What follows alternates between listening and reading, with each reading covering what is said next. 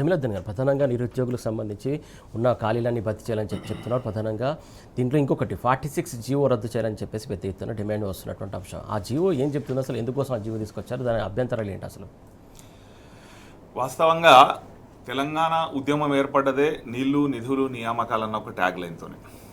ఆ తెలంగాణ రాష్ట్రం తెచ్చుకున్నది కూడా ఆ 3 అంశాలు సాధించుకోవడానికి. ఉమ్మడి ఆంధ్రప్రదేశ్ రాష్ట్రంలో మనకు అన్యాయం జరిగిందని చెప్పి, కానీ ఎప్పుడైతే సంవత్సరానికి 2 లక్షల ఉద్యోగాలు ఇస్తామని చెప్పి రేవంత్ రెడ్డి గారు అధికారంలోకి వచ్చారో, ఆయన 2 లక్షల ఉద్యోగాలు కాదు కదా, ఆయన సొంతంగా ఈ 3 సంవత్సరాలు చూసుకుంటే 20,000 ఉద్యోగాలు కూడా పూర్తిగా ఇవ్వలే.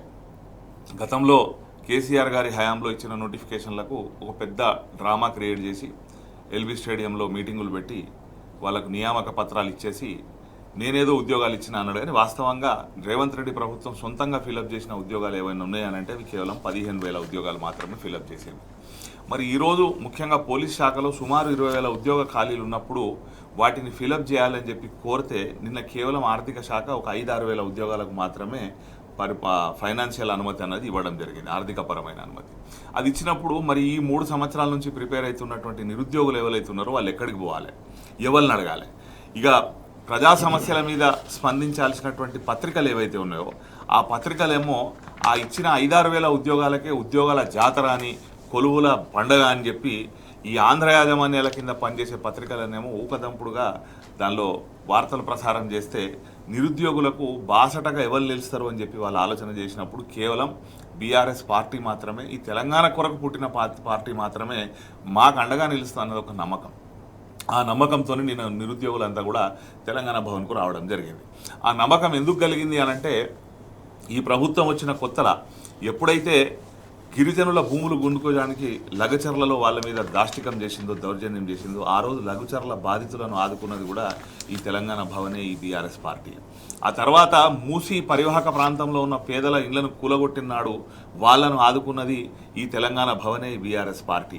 అంతేకాకుండా హైదరాబాద్ సెంట్రల్ యూనివర్సిటీకి సంబంధించిన భూములను కబలించాలని చూసినప్పుడు ఆ భూములను కాపాడడానికి పోరాటం చేసింది, ఆ విద్యార్థులకు మద్దతుగా నిలిచింది కూడా ఈ బీఆర్ఎస్ పార్టీ, తెలంగాణ భవనే. కాబట్టి ఇక్కడ ఉన్నటువంటి ఈరోజు నిరుద్యోగులు ఎవరైతే ఉన్నారో వాళ్ళకు కూడా తెలంగాణ భవన్ మాత్రమే ఒక జనతా గ్యారేజ్గా కనిపించింది, తెలంగాణ పార్టీ మాత్రమే మమ్మల్ని ఆదుకుంటుందన్న ఒక నమ్మకంతో నిన్న వాళ్ళందరూ కూడా రావడం జరిగింది.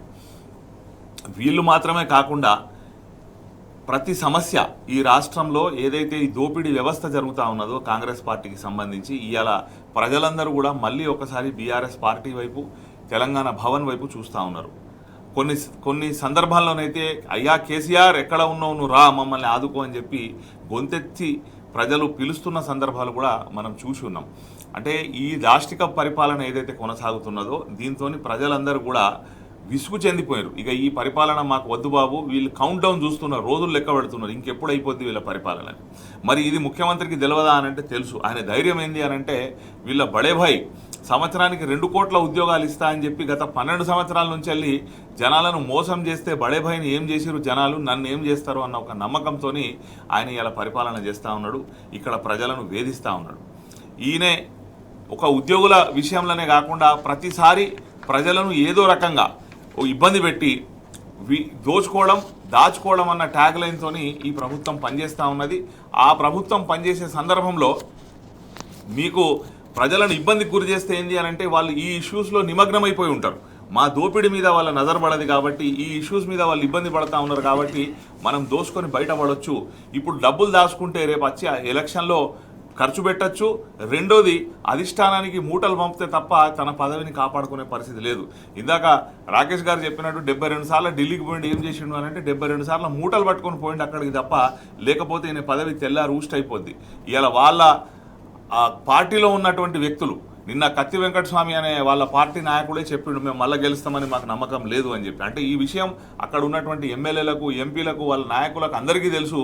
కాబట్టి డబ్బులు దాచుకోవాలి, మేము దాన్ని బట్టి రేపు మళ్ళీ డబ్బులు ఖర్చు పెట్టి అధికారంలోకి రావాలి.